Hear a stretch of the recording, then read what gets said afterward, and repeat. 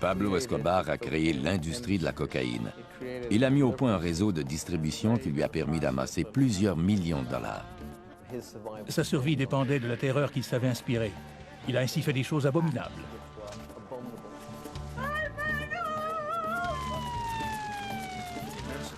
Il a déclaré la guerre à la Colombie, en quelque sorte.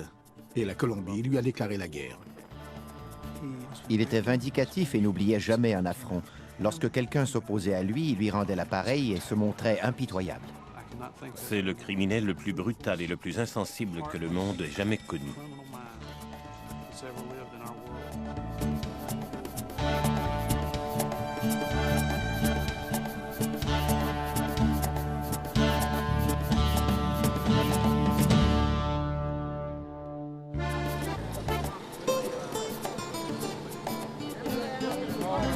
Au printemps 2002, une foule se rassemble devant une église de Medellín, en Colombie. Hermilda Escobar, la mère du narcotrafiquant le plus célèbre au monde, est venue assister à la messe.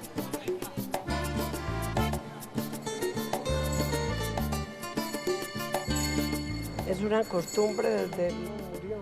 El 2 de cada mes se le manda a celebrar su misa aquí con la asistencia de todas las maestras jubiladas.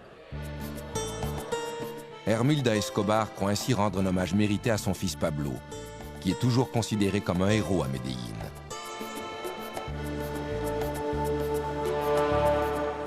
Pour le reste du monde, Pablo Escobar est l'un des criminels les plus dangereux de l'histoire. L'initiateur du trafic de la cocaïne, un pionnier dont l'héritage de violence et de corruption est toujours présent 10 ans après sa mort. Il a fait preuve d'une brutalité et d'une cruauté incomparables. Mais le terrorisme pratiqué par Escobar n'était pas nouveau en Colombie. Il existait bien avant sa naissance.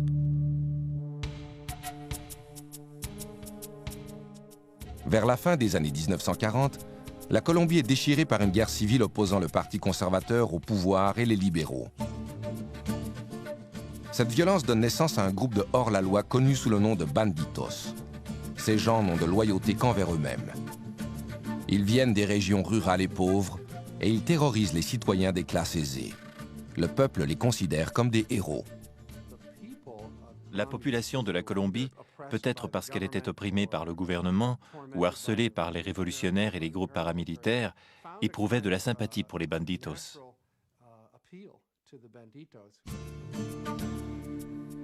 Ces hommes sont une source d'inspiration pour le jeune Pablo Emilio Escobar Gaviria. Pablo est né le 1er décembre 1949. Il est le 3e des 7 enfants d'Abel de Jesus et de Hermilda Escobar. La famille vit dans la communauté agricole de Rio Negro, à 40 km de la ville de Medellín. Le père est agriculteur et la mère est enseignante. Elle venait d'une famille peu fortunée, mais elle était instruite. Elle avait réussi à faire des études au coût de nombreux efforts et elle voulait partager ses connaissances avec les autres. Mon père était propriétaire et éleveur de bétail à Rio Negro. Ses employés et lui se levaient à 4 heures chaque matin pour traire les vaches afin de produire du fromage, du beurre et du lait qu'ils vendaient ensuite au village. Abel et Hermilda se marient le 4 mars 1946. Pablo naît 3 ans plus tard et il attire immédiatement l'attention de son entourage.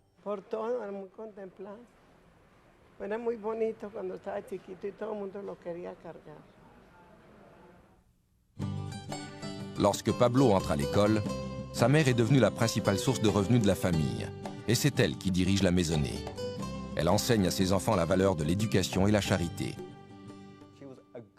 Elle était une bonne mère, une mère traditionnelle. Pablo, ainsi que ses frères et sœurs, étaient beaucoup plus attachés à elle qu'à leur père Abel. Nos parents nous ont tous deux donné de précieux enseignements. Ils nous ont appris à travailler très fort et surtout, ils nous ont appris à tenir parole. Escobar se plaisait souvent à dire qu'il avait vécu son enfance dans la pauvreté, mais c'était faux. Il appartenait à la classe moyenne et sa famille survivait sans difficulté. Les Escobar se déplacent d'un village à l'autre, là où la mère de Pablo peut trouver du travail comme enseignante. Quel que soit l'endroit où vit la famille, elle n'est jamais à l'abri de la violence qui sévit dans le pays. Nous avons beaucoup souffert, car ma mère enseignait dans une école subventionnée par le Parti conservateur. Un jour, des rebelles du Parti libéral sont venus. Ils ont incendié l'école et ils ont tenté de nous tuer, ma mère et nous. Mais l'armée est venue et nous a sauvés. Pablo a grandi à une époque où la violence était omniprésente en Colombie. Sa mère suppliait le ciel de l'épargner et promettait de construire une chapelle à la Sainte Vierge s'il avait la vie sauve.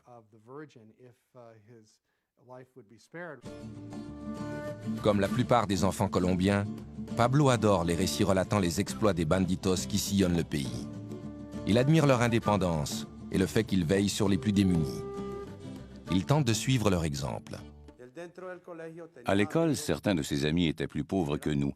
Ma mère avait un crédit dans les commerces d'alimentation du quartier et Pablo l'utilisait pour offrir des aliments et des boissons aux enfants pendant la récréation. Le llevaba, metía entre la arepa, le sacaba el migajón a la arepa y echaba la carne o lo mejor que tuviera. Y se lo llevaba a un Cristo de limpias que yo tenía allá en la sala y le decía, pobrecito señor. En 1961, alors que Pablo a 12 ans, sa famille s'établit de façon permanente à Envigado, un village situé au sud de Medellín. Sa mère y ouvre une école primaire. L'année suivante, l'adolescent entreprend ses études secondaires à Medellín. Il se tient avec un groupe d'élèves qui appuient les politiques gauchistes et la révolution cubaine, survenue quelques années plus tôt. Pablo admire particulièrement la façon dont Fidel Castro a défié l'autorité et réussi à devenir le leader d'une nation. L'adolescent ne tarde pas à contester l'autorité de ses professeurs.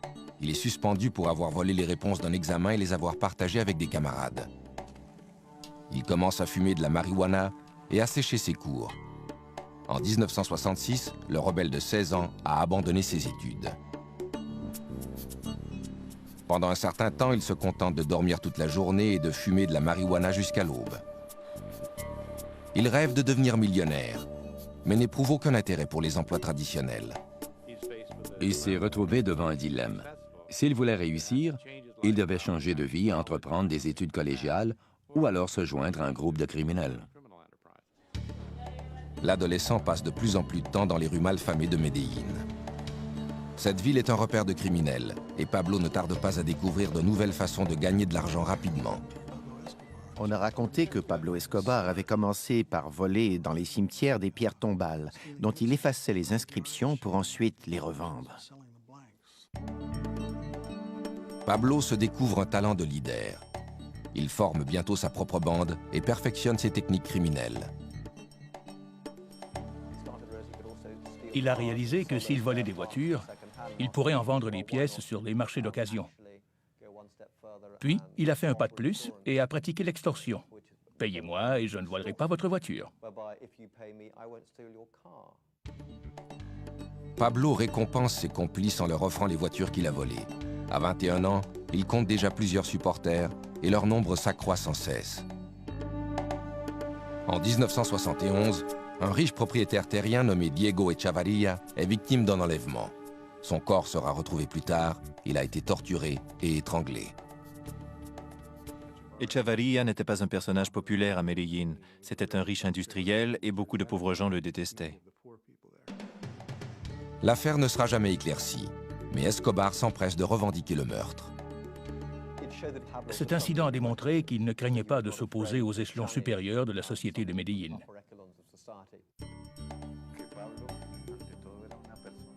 Pablo était un être très charismatique. Il avait beaucoup d'assurance et il était extrêmement convaincant. Il avait un ego démesuré. La mort d'Echavarria réjouit les pauvres de Medellín. Il commence à surnommer Escobar El Doctor. C'est une marque de respect. Pendant que la réputation d'Escobar s'étend en Colombie, un changement social important se produit aux États-Unis. Au cours des années 60, la marijuana a été très populaire chez les jeunes Américains. Mais la génération du moi des années 70 recherche une drogue plus dure et plus stimulante. La cocaïne devient rapidement la drogue de l'heure en Amérique. Elle permettra bientôt à Pablo Escobar d'édifier son empire criminel.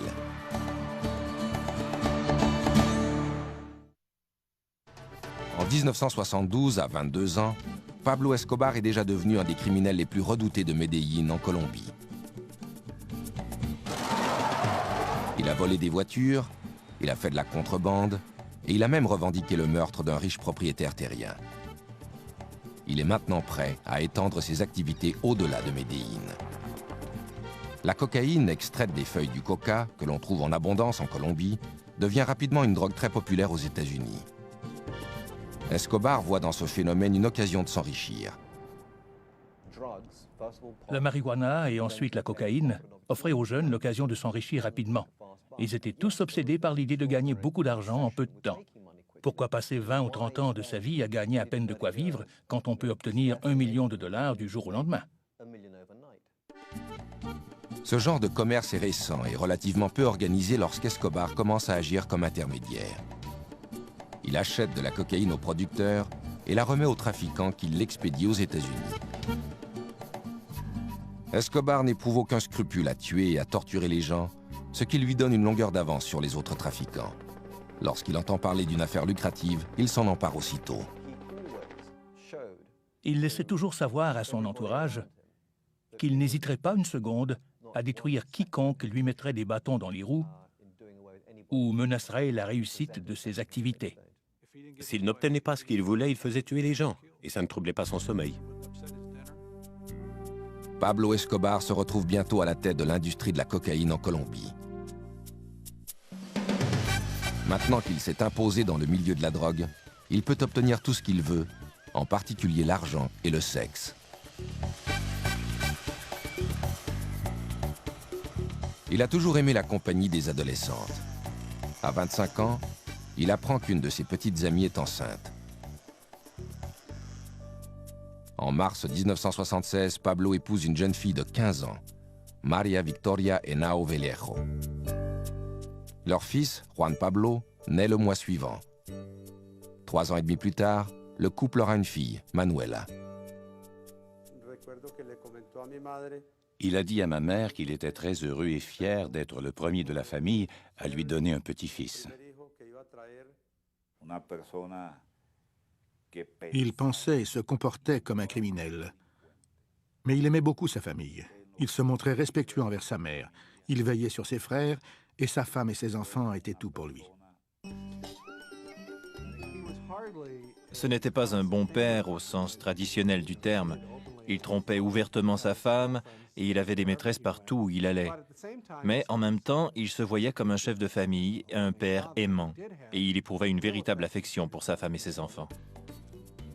Le trafic de stupéfiants d'Escobar progresse si rapidement en Amérique du Sud qu'il commence bientôt à expédier lui-même la drogue aux États-Unis. Un de ses associés, Carlos Leder, met au point un système de contrebande innovateur. Il a eu l'idée d'organiser un réseau de transport pour la cocaïne.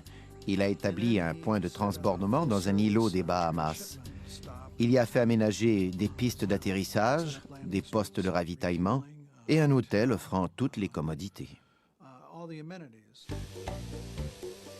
Pablo s'assure qu'aucun narcotrafiquant n'expédie de cocaïne hors de la Colombie sans son autorisation. Il exige une commission de 35% sur chaque cargaison et garantit son arrivée à destination sans encombre.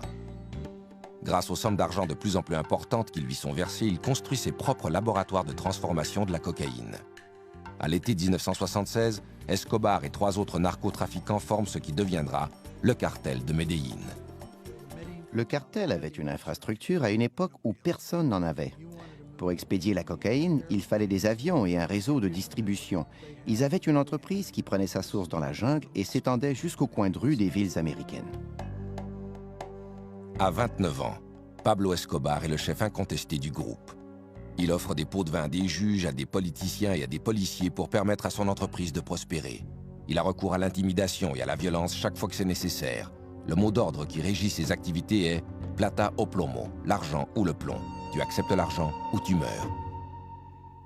Et dans presque tous les cas, plata au plomo, les gens choisissaient l'argent. C'est le propre de la nature humaine. Escobar consacre toutes ses énergies à son empire. Contrairement à ceux qui travaillent pour lui, il consomme rarement la poudre blanche dont il fait le commerce. Il avait la réputation de consommer très peu de cocaïne. Il avait tendance à traiter avec mépris les gens qui avaient une dépendance à cette drogue. En 1979, le cartel de Medellín contrôle plus de 80% de l'industrie américaine de la cocaïne, évaluée à plusieurs milliards de dollars. Pablo Escobar est maintenant un homme très riche. Il se fait construire une propriété de 63 millions de dollars, appelée Hacienda Los Napoles, à 130 km à l'est de Medellín. Le petit avion qui a été utilisé pour expédier sa première cargaison de cocaïne est exhibé fièrement à l'entrée du domaine de 3000 hectares. L'immense propriété comprend 20 lacs artificiels, une piste d'atterrissage, un héliport, 6 piscines et un jardin zoologique peuplé d'animaux exotiques. Il ne savait pas quoi faire avec son argent, alors il a aménagé un immense jardin zoologique peuplé de centaines d'animaux, comme des éléphants, des rhinocéros et des girafes. Pablo a fait des efforts pour partager son opulence avec le peuple. Les gens venaient en autobus de Medellín pour visiter sa propriété. Conscient que sa réputation de criminel grandit, Escobar commence à se comparer à d'autres hors-la-loi légendaires. Il achète une berline criblée de balles des années 30 et affirme qu'elle a appartenu à Bonnie et Clyde. Il lui arrive même parfois de se costumer comme son héros, le révolutionnaire mexicain Pancho Villa. Pablo était fasciné par ce rebelle latino qui avait osé s'attaquer aux Nord-Américains.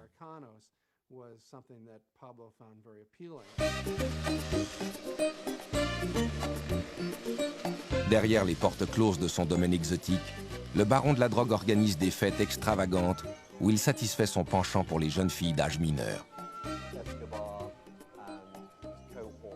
Escobar et ses supporters ramassaient des écolières dans les rues d'Envigado après la classe et il les invitait à les accompagner.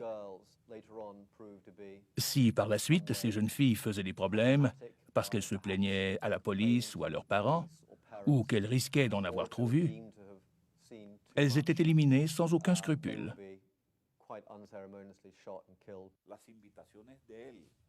L'élite de la société colombienne attendait avec impatience ces invitations, car Pablo était considéré comme le meilleur hôte d'Amérique latine. Ces réceptions étaient de véritables orgies où les invités étaient assurés de trouver de très belles femmes et des alcools de choix.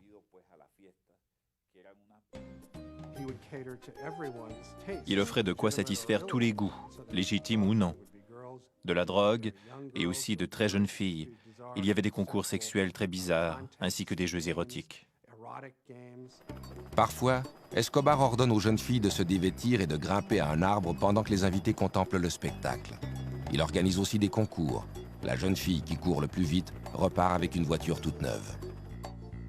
La femme de Pablo, Maria, connaît l'existence de ces rencontres à caractère sexuel, mais elle accepte de fermer les yeux afin de rester mariée à l'un des hommes les plus riches de la Colombie. De plus, Pablo est un père dévoué à ses enfants. Un jour, alors que Manuela avait 2 ans, son garde du corps lui a offert de la porter, de la changer et de partager avec lui les tâches quotidiennes. Pablo a refusé tout net. Il a dit que le jour où il ne pourrait plus s'occuper de son enfant, il ne serait plus Pablo Escobar. Escobar veut être considéré comme un grand homme. Il distribue plusieurs millions de dollars pour venir en aide aux pauvres. Il construit des routes, des terrains de soccer et même un complexe de logements sociaux, le Barrio Pablo Escobar. Pablo n'aimait pas voir souffrir les gens. Il croyait que tous les pauvres devaient vivre dans la dignité et avoir des écoles et des églises bien à eux. Il voulait leur offrir une vie convenable. En réalité, Escobar rêvait d'être un Robin des Bois. Il voulait que la population l'appuie. Il voulait devenir le héros de la classe ouvrière et des paysans. Désireux d'améliorer son image, Escobar se présente au Congrès colombien en 1982. Il était tout puissant dans le milieu criminel. Il a commencé à chercher des moyens de légitimer son industrie tout en augmentant son pouvoir personnel.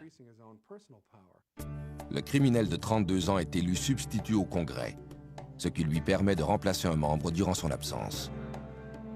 Escobar considère cette nomination comme une preuve de l'affection que lui porte son peuple. Il ne pensait pas être tellement différent des autres politiciens, dont plusieurs acceptaient déjà son argent. Il ne croyait pas être pire que certains d'entre eux.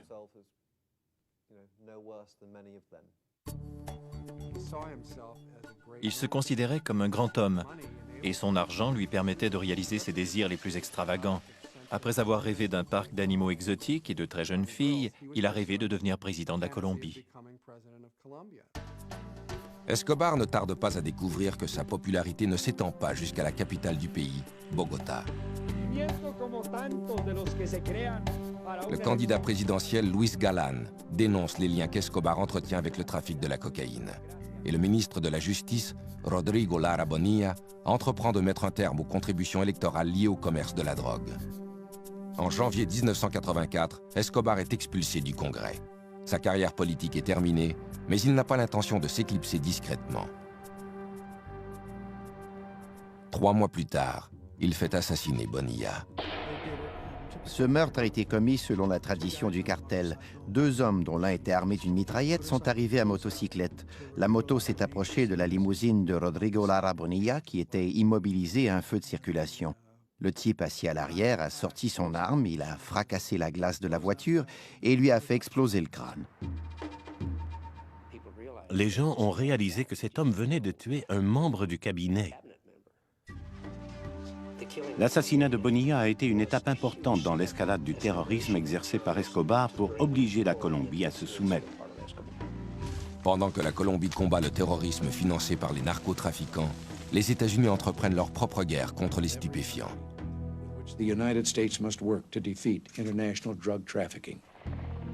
Escobar devra bientôt affronter une nouvelle menace, à laquelle il réagira par une série d'attentats brutaux. Vers le milieu des années 80, l'empire de la cocaïne de Pablo Escobar tient la nation colombienne à sa merci. 4000 km plus au nord, le président des États-Unis a déclaré la guerre aux stupéfiants. Il en a fait un mandat prioritaire de son administration. Les États-Unis exerçaient de plus en plus de pression sur la police, l'armée, le gouvernement et le système judiciaire colombien afin de mettre fin au trafic des stupéfiants. Le gouvernement colombien accepte de laisser les États-Unis extrader les trafiquants qui expédient de la drogue en Amérique. Lorsqu'ils étaient arrêtés et condamnés en Colombie, ils étaient rapidement libérés. De toute façon, ils pouvaient continuer à diriger leur commerce de narcotiques pendant qu'ils étaient en prison. Ils savaient qu'ils ne seraient pas traités de la même façon aux États-Unis. S'ils comparaissaient devant un tribunal américain, ils auraient un procès, ils seraient condamnés et ils croupiraient dans une vraie prison. Ce serait alors la fin de leur entreprise. Ils avaient l'habitude de dire « Je préfère une tombe en Colombie qu'une cellule aux États-Unis ». En novembre 1985, Escobar et d'autres trafiquants de drogue décident d'unir leurs efforts et de montrer au gouvernement qu'ils n'ont pas l'intention de se laisser intimider. Escobar fait appel à un groupe de guérilleros de gauche pour lancer un assaut contre le palais de justice qui abrite la Cour suprême de la Colombie. Les guérilleros armés de mitraillettes, de roquettes et de grenades font irruption dans l'édifice et attaquent les juges de la Cour suprême. L'armée colombienne riposte avec des chars et des troupes d'assaut.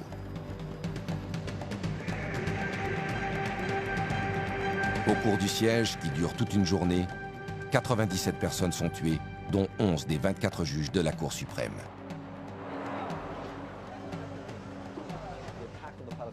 L'assaut livré contre le palais de justice a été un autre moment décisif dans l'histoire de la Colombie.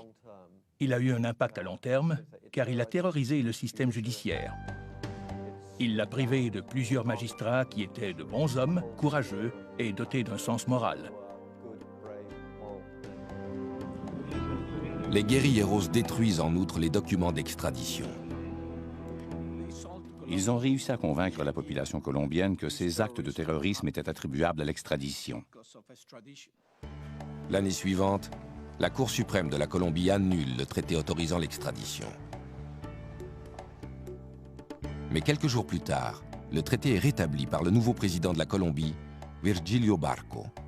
Pablo Escobar craint à nouveau d'être déporté aux États-Unis. Il se fait construire des refuges un peu partout en Colombie. Il parvient à devancer les représentants de la loi grâce aux informations que lui fournissent les hauts fonctionnaires qu'il soudoie et les paysans qui lui restent fidèles. Ils alertaient Escobar aussitôt qu'ils apercevaient un hélicoptère ou qu'ils voyaient s'approcher un véhicule de police, ce qui lui donnait tout le temps voulu pour prendre la fuite.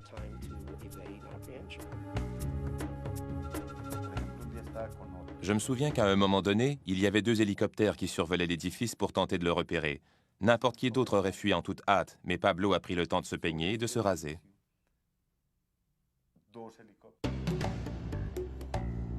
En 1989, alors qu'il est en fuite depuis plus de 3 ans, Escobar tente de conclure une entente avec le gouvernement colombien. Il accepte de se livrer aux autorités à une condition, celle de ne pas être extradé en Amérique. Le gouvernement refuse. Pablo n'apprécie pas cette réponse. Le 18 août, le candidat favori de la campagne présidentielle, Luis Galán, doit prononcer un discours à l'occasion d'une assemblée électorale. Luis Carlos Galán était en quelque sorte le John F. Kennedy de la Colombie. Le peuple l'aimait beaucoup. Il était opposé à la drogue et favorable à l'extradition. Et l'extradition était un sujet de préoccupation constant pour Escobar. Au moment où Galán va prendre la parole, il est abattu par un des tueurs d'Escobar. Cet assassinat bouleverse toute la nation. Les Colombiens ont réagi comme la population des États-Unis l'aurait fait. Un candidat présidentiel très populaire avait été abattu et ils savaient qui était responsable de ce meurtre. Ils ont commencé à considérer cet individu non seulement comme un criminel ou un hors-la-loi, mais aussi comme un ennemi de l'État. Mais Escobar n'en a pas terminé avec le terrorisme. 3 mois plus tard, le 27 novembre, il fait placer une bombe dans un avion de la compagnie Avianca. Le successeur de Luis Galán, le candidat présidentiel César Gaviria, doit voyager à bord de cet appareil. 3 minutes après le décollage de Bogota, l'avion explose, tuant les 107 personnes qui se trouvent à bord.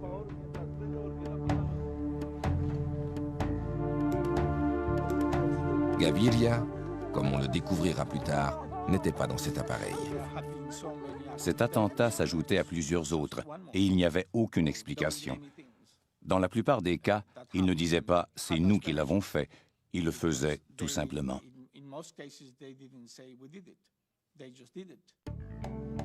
Pablo Escobar était peut-être un monstre de plusieurs façons, mais il n'était pas stupide et il n'était pas fou. Il ne faisait jamais rien sans raison.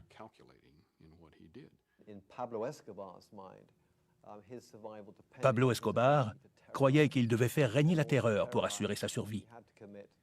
Cela l'amenait à faire des choses effroyables.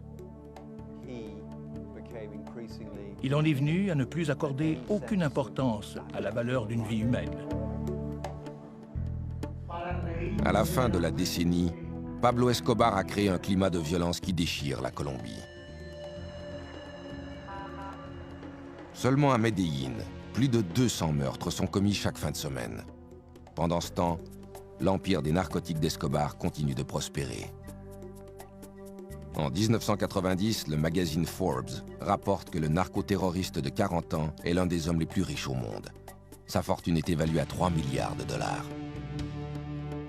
Mais son nom fait aussi partie d'une autre liste, celle des narcotrafiquants les plus recherchés par les États-Unis.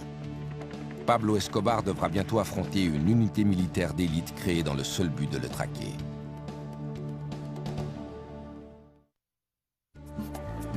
En 1990, le narcotrafiquant milliardaire Pablo Escobar est devenu l'homme le plus redouté de la Colombie et le criminel le plus célèbre au monde. Pour tenter de mettre un terme à ses activités, le gouvernement colombien forme une équipe d'intervention spéciale connue sous le nom de Bloc de recherche. Cette équipe se voit confier la mission de capturer Escobar. Elle était organisée par le gouvernement colombien et regroupait les meilleurs policiers des groupes d'élite, des représentants de l'armée et des services secrets, ainsi que des enquêteurs du ministère public. Le bloc de recherche bénéficie également d'un appui de taille, une équipe d'experts en surveillance venue des États-Unis. Ils survolaient la région dans des petits appareils qui ressemblaient à des avions privés Beechcraft, mais qui étaient en réalité des avions espions de 50 millions de dollars. Des antennes et des dispositifs d'écoute leur permettaient de détecter toutes les communications électroniques échangées dans la région. L'équipe de surveillance est souvent horrifiée par la brutalité d'Escobar, qui se manifeste même pendant ses appels téléphoniques à sa famille.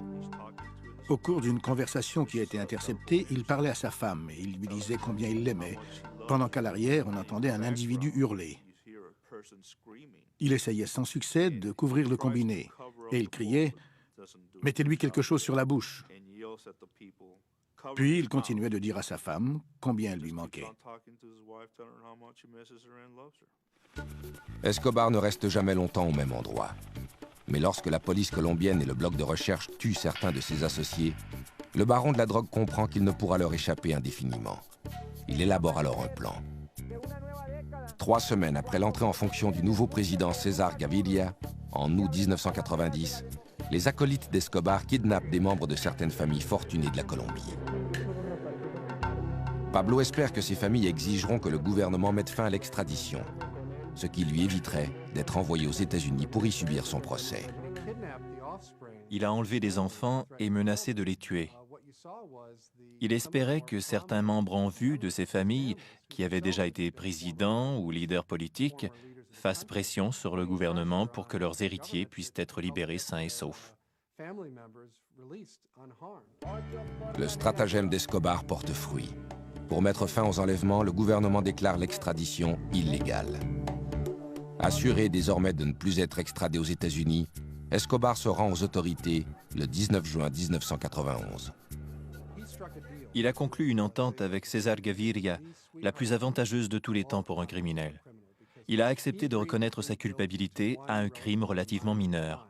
En échange de cet aveu, tous les crimes qu'il avait commis par le passé lui seraient pardonnés. Nous avons tenté de lui démontrer que s'il décidait d'avouer certains crimes, il allait se retrouver en prison, en sécurité. Nous avons sous-estimé le degré de corruption et d'intimidation dont Escobar était capable. Le gouvernement colombien et César Gaviria ont fait la manchette des quotidiens américains en annonçant qu'ils avaient arrêté Pablo Escobar. Ils n'ont cependant pas précisé que la prison avait été construite selon les spécifications d'Escobar et qu'il avait lui-même choisi ses gardiens ainsi que les prisonniers qui allaient l'accompagner. La prison, appelée la cathédrale, est construite à flanc de montagne, dans le paysage verdoyant d'Envigado, à proximité des amis et de la famille d'Escobar. À son arrivée, le complexe ressemble davantage à un club sportif qu'à une prison. Il y a fait aménager un terrain de soccer et il a fait construire une discothèque où il accueillait des amis et des femmes pour faire la fête. C'était une farce monumentale. Le plus incroyable, c'est que la police nationale colombienne, dont faisait partie le bloc de recherche du colonel Martinez, n'était pas autorisée à s'approcher à moins de 20 km de la prison. Escobar va et vient comme il l'entend. Il assiste à des matchs de soccer à Medellín et fréquente les boîtes de nuit d'Envigado. La femme et les enfants d'Escobar lui rendent visite régulièrement. La cathédrale leur offre tous les conforts du foyer, y compris une maisonnette construite expressément pour sa fille de 11 ans, Manuela. La sentence d'emprisonnement prononcée contre Escobar est une plaisanterie. Mais le gouvernement a réussi à rassurer la population. Il lui a donné ce qu'elle réclame, la fin de la terreur. Jusqu'à un certain point, Gaviria a réalisé le vœu le plus cher des Colombiens en mettant un terme à ce cycle de violence. Pendant toute son incarcération, Escobar continue de diriger son entreprise de trafic de cocaïne évaluée à plusieurs milliards de dollars. Et il est plus impitoyable que jamais. Il a entendu dire que des membres du cartel de Medellín profitaient du fait qu'il n'était pas constamment en liberté pour le voler. Escobar fait amener ses hommes à la prison. Il les torture en leur perforant les genoux et en leur arrachant les ongles, puis il les tue. Cette fois, Escobar est allé trop loin.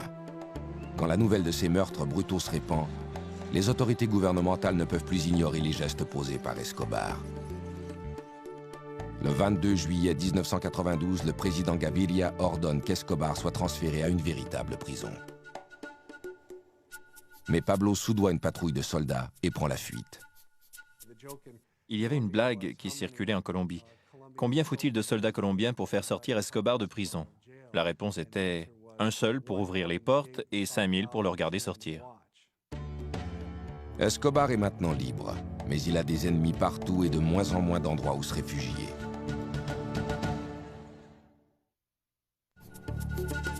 En juillet 1992, Pablo Escobar, âgé de 42 ans, est en cavale après s'être évadé de la prison La Cathédrale. Les gouvernements américains et colombiens sont décidés à traduire en justice le caïd de la drogue. Après son évasion, tout a commencé à s'écrouler. À la cathédrale, il avait effectivement bénéficié de la protection du gouvernement. Et soudain, la meute était de nouveau à ses trousses. Ses amis ont commencé à le laisser tomber. Il se croyait probablement plus puissant qu'il ne l'était en réalité. Il était encore très riche, mais il n'inspirait plus autant de crainte. Escobar tente fébrilement de négocier une nouvelle entente avec le gouvernement. César Gaviria, en collaboration avec le gouvernement des États-Unis, je crois, avait décidé de refuser désormais toute négociation avec Pablo Escobar. Il voulait le traquer et le tuer. Par le passé, Escobar a eu recours au terrorisme pour convaincre le gouvernement de satisfaire à ses exigences. Il décide d'utiliser à nouveau cette tactique. Le 30 janvier 1993, il dépose une bombe dans un véhicule garé près d'une librairie, dans une rue très fréquentée de Bogota. La bombe explose alors que le commerce est rempli d'enfants et de parents venus acheter du matériel scolaire. L'explosion fait 21 morts et plus de 70 blessés. Aucune des victimes n'était liée au commerce des stupéfiants. C'était une bombe sensible précise qu'il avait décidé de faire exploser pour livrer un message au gouvernement de la Colombie. Le gouvernement n'est pas le seul problème d'Escobar. Depuis son évasion de la prison, les citoyens colombiens ont décidé que si la police ne parvenait pas à l'arrêter, ils allaient le faire eux-mêmes. Ils forment un groupe de justiciers appelé Los Pepes, un acronyme pour « Le peuple persécuté par Pablo Escobar ». Los Pepes était reconnu comme une organisation regroupant des citoyens colombiens, des membres de familles dont les fils, les frères ou les maris avaient été tués par Escobar. Le groupe comptait aussi des mécontents du cartel d'Escobar et des membres de cartels rivaux. Los Pepes ne tarde pas à exercer des représailles. Dès le lendemain de l'attentat de la librairie, des bombes explosent devant une des résidences d'Escobar et une hacienda appartenant à sa mère est rasée par un incendie. Plutôt que de traquer Escobar lui-même, ils ont commencé à pourchasser tous ceux qui étaient associés à Escobar, professionnellement ou personnellement, et ils les ont tués.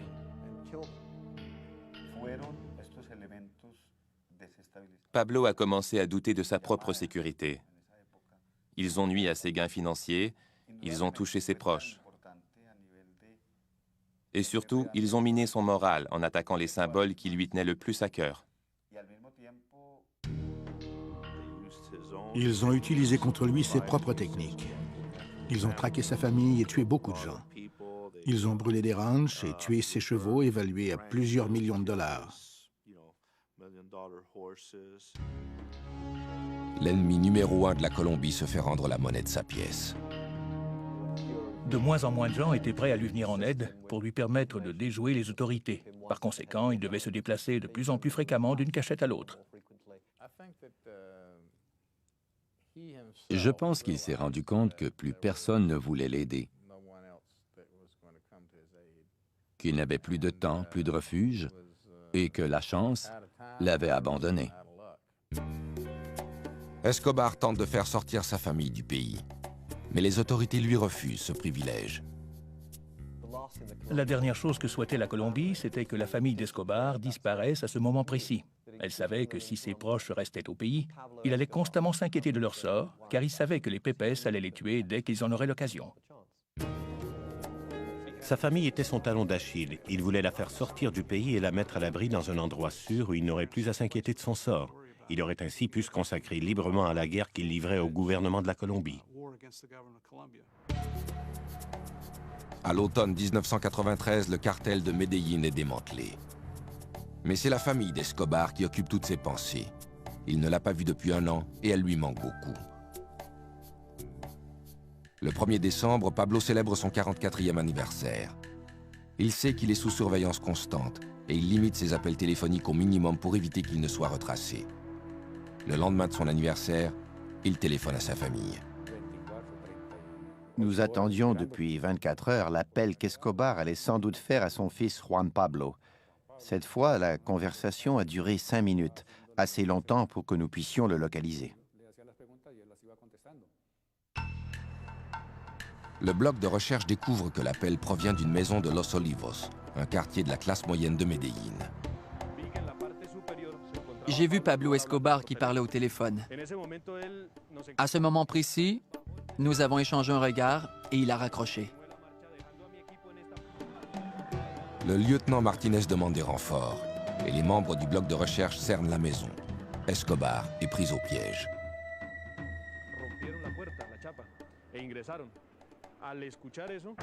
Ils ont enfoncé la porte et pénétré dans la maison. Le garde du corps de Pablo, El Limón, est alors apparu à la fenêtre là-haut et il est sorti en faisant feu sur les policiers. Il a été touché, il est tombé sur le sol. Escobar est sorti par la fenêtre avec une arme dans chaque main. Il tira à l'intérieur et à l'extérieur en hurlant des injures à la police. Il a retiré ses pantoufles et sauté sur le toit. Nos balles l'ont atteint alors qu'il tentait de se relever.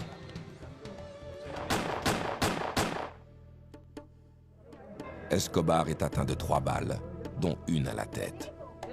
Il meurt sur le coup. Finalement, il est mort comme n'importe quel malfaiteur. Cet homme, reconnu comme le pire criminel au monde, le narcotrafiquant le plus redouté de la planète, est mort comme le commun des mortels. Le 3 décembre 1993, des milliers de Colombiens envahissent les rues de Medellín pour les funérailles de Pablo Escobar. Certains sont venus pour célébrer sa disparition. D'autres pleurent la mort du Robin des Bois de Medellín. Le dernier et le plus impitoyable des banditos n'est plus.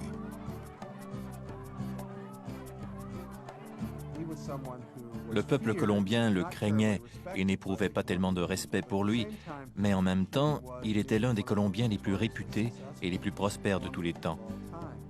Quand il a finalement été traqué et tué, je crois que la fierté nationale s'en est un peu ressentie. Demandez aux chauffeurs de taxi, allez dans les quartiers modestes et parlez-leur de l'image que Pablo a laissée à Medellín. Ils vous diront tous que c'est une excellente image, très positive. Je n'ai jamais connu de criminel aussi endurci depuis. C'est probablement l'homme le plus brutal et le plus impitoyable qui ait jamais existé.